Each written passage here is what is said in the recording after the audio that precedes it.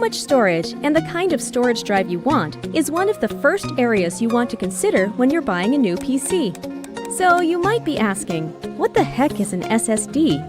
SSD means solid-state drive. It's the most common kind of storage drive in PCs today, especially laptops.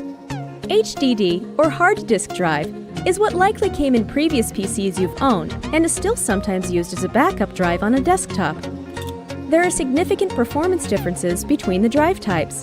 An SSD has fewer moving parts and is a lot smaller than a typical HDD. This makes it noiseless and allows for laptops to be super thin and lightweight.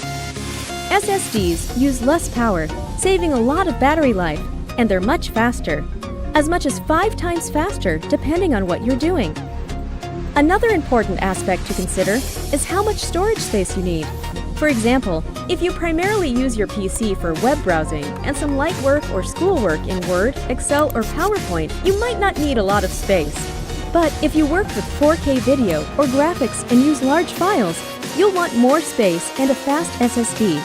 SSDs are more expensive for large amounts of storage, while HDDs are cheaper. But if you save your files in the cloud, you don't necessarily need a large storage drive. Hope that helps!